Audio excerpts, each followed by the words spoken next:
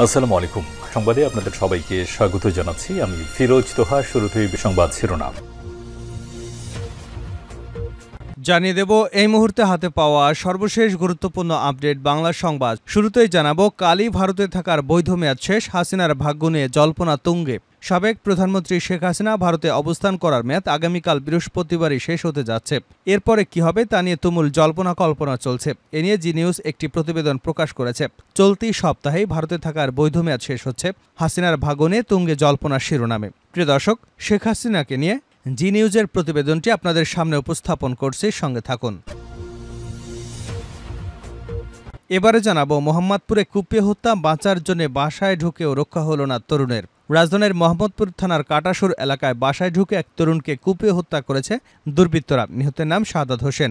জানা গেছে, দুর্বৃত্তদের হাত থেকে বাঁচার জন্য শাহাদাত হোসেন দৌড়ে একটি বাসায় ঢুকে পড়ে। তবে বাসায় ঢুকেও শেষ রক্ষা হয়নি তার। জানাবো, দেশ জুড়ে চাঁদাবাজি করছে বিএনপি। লিবারেল ডেমোক্রেটিক পার্টির মহাসচিব বীর মুক্তিযোদ্ধা ডক্টর রেদওয়ান আহমেদ বলেছেন, পোস্টারের পরিবর্তন হয়েছে, কিন্তু চাঁদাবাজি বন্ধ হয়নি। আগে আওয়ামী লীগ চাঁদাবাজি করত, এখন বিএনপি করছে।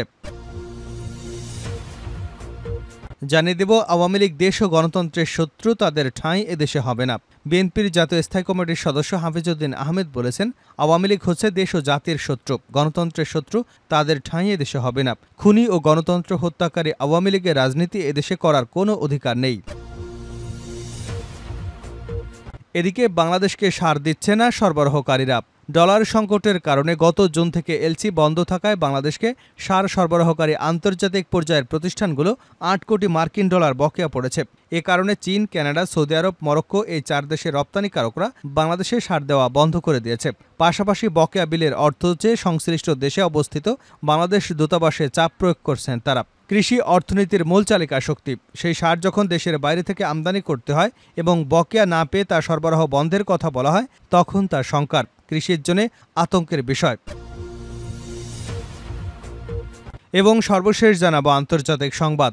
মমতা বন্দ্যোপাধ্যায়কে না জানিয়ে এই পানি ছাড়ল ঝাড়খণ্ড, পশ্চিমবঙ্গে বন্যার আশঙ্কা। ঝাড়খণ্ডের দামোদর ভ্যালি কর্পোরেশন পানি ছাড়ায় পশ্চিমবঙ্গের বন্যা পরিস্থিতি তৈরি হয়েছে বলে অভিযোগ করেছেন পশ্চিমবঙ্গের মুখ্যমন্ত্রী মমতা ব্যানার্জি। সোমবার রাতে চিকিৎসকদের সঙ্গে বৈঠক শেষে সাংবাদিকদের মুখোমুখি হয়ে এমন অভিযোগ করেন তিনি। মুখ্যমন্ত্রী বলেন, মঙ্গলবার অনেক পানি ঢুকবে, এত রাতে ৩৫ জনকে উদ্ধার করব কি করে। সকালে বিপর্যয় মোকাবেলা দপ্তরে দল পাঠানো হবে, চিফ সেক্রেটারি নিজে মনিটরিং করছেন। এতক্ষণ শিরোনাম শুনছিলেন, এবার বিস্তারিত। প্রিয় দর্শক, আপনি যদি এই চ্যানেলে নতুন হয়ে থাকেন, ভিডিওটি দেখতে দেখতে চ্যানেলটি সাবস্ক্রাইব করে আমাদের সঙ্গেই থাকুন। আর এই ভিডিও সম্পর্কে আপনি আপনার মূল্যবান মতামতটি কমেন্ট বক্সে জানিয়ে দিন। আর হ্যাঁ প্রিয় দর্শক, জানিয়ে দিন ভিডিওটি কোথা থেকে দেখছেন। আগামীকালই ভারতে থাকার বৈধ মেয়াদ শেষ, হাসিনার ভাগ্য নিয়ে জল্পনার তুঙ্গে। সাবেক প্রধানমন্ত্রী শেখ হাসিনার ভারতে অবস্থান করার মেয়াদ আগামীকাল বৃহস্পতিবারই শেষ হয়ে যাচ্ছে। এরপর কি হবে তা নিয়ে তুমুল জল্পনা কল্পনা চলছে। এ নিয়ে জি নিউজ একটি প্রতিবেদন প্রকাশ করেছে। চলতি সপ্তাহেই ভারতে থাকার বৈধ মেয়াদ শেষ, হাসিনার ভাগ্য নিয়ে তুঙ্গে জল্পনা শিরোনামে সেটি আপনাদের সামনে উপস্থাপন করছি। শেখ হাসিনাকে দেশে ফেরানো নিয়ে কিছুদিন আগে বাংলাদেশের যে চিৎকার ছিল তা খানিকটা স্থমিত হয়ে এসেছে। এদিকে বৃহস্পতিবারে শেখ হাসিনার ভারতে থাকার মেয়াদ শেষ হচ্ছে, অর্থাৎ কূটনৈতিক পাসপোর্টের দৌলতে তিনি যে ভারতে ৪৫ দিন থাকতে পারেন তার পূর্ণ হচ্ছে ওই দিন। এখন প্রশ্ন, তারপরে কি করবে ভারত? রাজনৈতিক মহলে প্রশ্ন, শুক্রবার থেকে শেখ হাসিনা কোন আইনের বলে ভারতে থাকবেন? মঙ্গলবার ভারতের পররাষ্ট্র মন্ত্রণালয় মুখপাত্র জানিয়েছেন, কূটনৈতিক পাসপোর্টের দৌলতে শেখ হাসিনা ভারতে থাকার মেয়াদ শেষ হলেও তাকে বাংলাদেশের হাতে তুলে দেওয়ার সম্ভাবনা নেই। তাহলে কোন বলে ভারতে থাকবেন শেখ হাসিনা? কোনো মহলের যুক্তি, হয়তো তিব্বতী ধর্মগুরু দলাই লামার মতো সাময়িকভাবে রাজনৈতিক আশ্রয় দেওয়া হতে পারে শেখ হাসিনাকে। উল্লেখ্য, জনবিক্ষোভের জেরে গত ৫ আগস্ট ভারতে চলে যান শেখ হাসিনা। তারপর থেকে তিনি ভারতে অবস্থান করছেন। তার কূটনৈতিক পাসপোর্ট বাতিল করেছে বাংলাদেশ সরকার। ফলে ভারতে থাকার বিষয়টি এখন ভারতের সিদ্ধান্তের উপরে নির্ভর করে যাচ্ছে। শেখ হাসিনা দেশ ছাড়ার পরপরই সেদেশে বিএনপি সহ অন্যান্য দল দাবি তুলেছিল শেখ হাসিনাকে ভারত থেকে এনে বিচার করতে হবে। প্রসঙ্গত, ইতিমধ্যে তার বিরুদ্ধে খুনের মামলা দায়ের হয়েছে। এখন ভারত শেখ হাসিনাকে ফেরত দিতে না চাইলে কি করবে বাংলাদেশ? ইনু সরকার কি এ নিয়ে ভারতের সঙ্গে সংঘাতে যাবে, নাকি ভারতকে এখনই চটাতে চাইবে না? এ নিয়ে বাংলাদেশের পররাষ্ট্র সচিব মঙ্গলবার বলেছেন, কোন আইনে শেখ হাসিনা ভারতে রয়েছেন তা তারা জানেন না। এ নিয়ে ভারতের কাছে কিছু জানতে চায়নি ঢাকা।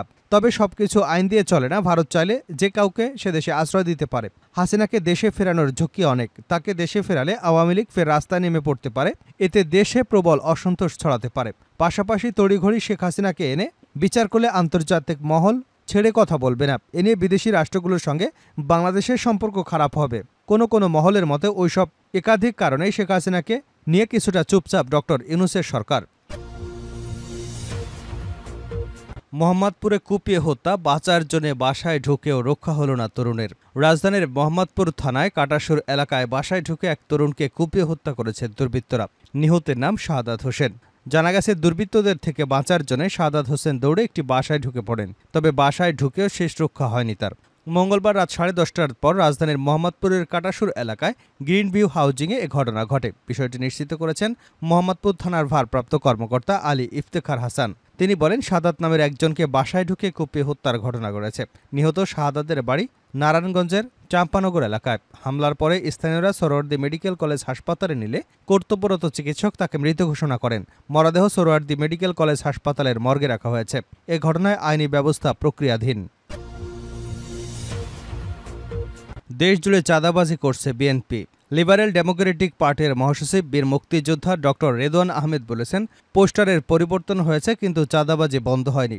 আগে আওয়ামী লীগ চাঁদাবাজি করত, এখন করছে বিএনপি। সোমবার চান্দিনা উপজেলার কেরুনখাল ইউনিয়ন এলডিপি আয়োজিত জনসভায় প্রধান অতিথির বক্তব্যে এসব কথা বলেন তিনি। সাবেক প্রতিমন্ত্রী ডক্টর রেদওয়ান আহমেদ বলেন, সারা দেশে প্রতিদিন যে পরিমাণ চাঁদা দিতে হয় তা প্রতিটি জিনিসপত্রের দামের উপর 5% যোগ করছে। আর সেই বাড়তি টাকা আমাদের জনগণকে দিতে হচ্ছে। রাজধানীর কাউরান বাজার থেকে শুরু করে সদরঘাট সহ সর্বত্রই চলছে বিএনপির চাঁদাবাজি। বিএনপির অনেক নেতাকর্মী রাতারাতি বিলাসবহুল গাড়ি কিনে ফেলেছেন। বিএনপির চাঁদাবাজি এখন পত্রপত্রিকায় আসছে। আর যদি চাঁদাবাজি বন্ধ হয়, জিনিসপত্রের দাম অনেক কমে যাবে। তিনি আরও বলেন, বিএনপির চাঁদাবাজি সম্পর্কে তারেক রহমান, মির্জা ফখরুল ইসলাম আলমগীর সহ অন্তর্বর্তী সরকারের প্রধান উপদেষ্টাকেও অবহিত করেছে। দেশজুড়ে দ্রুত চাঁদাবাজি বন্ধ না করা হলে জনমনের স্বস্তি ফিরে আসবে না। আওয়ামী লীগ দেশ ও গণতন্ত্রের শত্রু, তাদের ঠাঁই এদেশে হবে না। বিএনপির জাতীয় স্থায়ী কমিটির সদস্য মেজর অবসরপ্রাপ্ত হাফিজউদ্দিন আহমেদ বীর বিক্রম বলেছেন, আওয়ামী লীগ হচ্ছে দেশ, জাতি এবং গণতন্ত্রের শত্রু, তাদের ঠাঁই এদেশে হবে না। খুনি ও গণতন্ত্র হত্যাকারী আওয়ামী লীগের রাজনীতি এদেশে করার কোনো অধিকার নেই। মঙ্গলবার রংপুর কালেক্টরেট ঈদগাহ মাঠে রংপুর বিভাগীয় বিশ্ব গণতন্ত্র দিবস উপলক্ষে গণতান্ত্রিক বাংলাদেশ গড়তে আয়োজিত সমাবেশ এবং শোভাযাত্রার উদ্বোধনী অনুষ্ঠানে তিনি এসব কথা বলেন। এ সময় শোভাযাত্রার অগ্রভাগে ছিলেন বৈষম্যবিরোধী ছাত্র জনতার আন্দোলনে আহতরা এবং নিহতের পরিবারের সদস্যরা। অন্তর্বর্তী সরকারকে দ্রুত নির্বাচনে নেওয়ার আহ্বান জানিয়ে তিনি বলেন, বাংলাদেশে জুলাই আগস্টের বিপ্লবে একটি যুদ্ধ শেষ হয়েছে, কিন্তু দ্বিতীয় যুদ্ধ এখনও শেষ হয়নি। আমাদের দ্বিতীয় যুদ্ধ হচ্ছে একটি সুষ্ঠু, অবাধ এবং সবার কাছে গ্রহণযোগ্য নির্বাচন। জুলাই আগস্টের বিপ্লব শুধু বৈষম্যবিরোধী ছাত্র নয়, বিএনপি এবং তার অঙ্গ সংগঠনের 422 জন সৈনিক প্রাণ দিয়েছেন। উল্লেখ করে তিনি বলেন, বিগত 17 বছরে বিএনপি লাগাতার আন্দোলনের মাধ্যমে বিপ্লবের ক্ষেত্র তৈরি করেছে। বিএনপি একটি দেশপ্রেমিক দল, অথচ কেউ অপকর্ম করে এই দলের উপর দোষ চাপাতে চাইছে। এ ব্যাপারে নেতাকর্মীদের সতর্ক থাকার আহ্বান জানান। সব নেতাকর্মীকে ঐক্যবদ্ধ থাকার আহ্বান জানান তিনি। রংপুর মহানগর বিএনপির আহ্বায়ক আসাদুজ্জামান সামর সভাপতিত্বে বক্তব্য দেন বিএনপি রংপুর বিভাগীয় সাংগঠনিক সম্পাদক অধ্যাপক আসাদুল হাবিব দুলু। মমতাকে না জানিয়েই পানি ছাড়ল ঝাড়খণ্ড, পশ্চিমবঙ্গে বন্যার আশঙ্কা। দামোদর ভ্যালি কর্পোরেশনে পানি ছাড়ায় পশ্চিমবঙ্গে বন্যা পরিস্থিতি তৈরি হয়েছে বলে অভিযোগ করেছেন পশ্চিমবঙ্গের মুখ্যমন্ত্রী মমতা ব্যানার্জি। সোমবার রাতে চিকিৎসকদের সঙ্গে বৈঠক শেষে সাংবাদিকদের মুখোমুখি হয়ে এমন অভিযোগ করেন তিনি। মুখ্যমন্ত্রী বলেন, মঙ্গলবার অনেক পানি ঢুকবে, এত রাতে 35 জনকে উদ্ধার করব কি করে? সকালে বিপর্যয় মোকাবেলা দপ্তরে দল পাঠাবো, চিফ সেক্রেটারি নিজে মনিটরিং করছেন। বন্যা পরিস্থিতি নিয়ে মমতা আরও বলেন, খানাকুলে 35 জন আটকে রয়েছে, তা নিয়ে চিন্তা আছে। হঠাৎ পানি ছেড়েছে ডিভিসি। ঝাড়খণ্ডের মুখ্যমন্ত্রী হেমন্ত সোরেনের সঙ্গে 3 বার ফোনে কথা বলেছি, জানি না কি হবে। এরই মধ্যে ডিভিসি পানি ছাড়ায় বাঁকুড়া, হাওড়া, বীরভূম, হুগলি, বর্ধমান, উত্তর 24 পরগনা ও দক্ষিণ 24 পরগনা অনেকটাই ক্ষতির মুখে পড়েছে। কালীঘাটে নিজের বাসভবনের সামনে আদিগঙ্গা নদীতে পানি বেড়ে যাওয়ায় আশঙ্কা প্রকাশ করে মুখ্যমন্ত্রী বলেন, আমি নিজে আদিগঙ্গার সামনে থাকি, আগে কখনো এতটা পানি আসতে দেখিনি। আমরা সিঁড়ি বানিয়ে দিয়েছিলাম, 14-15টা সিঁড়ি ছিল, একদম পানিতে ভরাট হতে আর মাত্র 5-6টা সিঁড়ি বাকি ছিল। এরপর বারণ করা সত্ত্বেও পানি ছেড়ে দেয়। তাহলে বন্যা আটকানো যাবে না। ডিভিসি বলছে, পানি না ছাড়লে ওদের ওখানে বন্যা হবে। তোমাদের ওখানে বন্যা হবে বলে তুমি আরেকটা রাজ্যকে ভাসাতে পারো না। রাজ্য সরকারকে না জানিয়ে পানি ছাড়ার অভিযোগ তুলে মমতা বলেন, আমাদেরকে না জানিয়ে সকালে প্রায় ৮০ থেকে ৯০ হাজার কিউসেক পানি ছেড়ে দিয়েছে ডিভিসি। এমনিতেই ৩-৪ দিন লাগাতার বৃষ্টিতে আমাদের নদী ও বাঁধগুলো প্রায় উপচে পড়ার মতো অবস্থা। তার মধ্যে নতুন করে ছাড়া পানি বিকেলে পৌঁছবে। আমি সবাইকে বলবো, সতর্কতা অবলম্বন করে ধীরে ধীরে রিলিফ সেন্টারগুলোতে যান।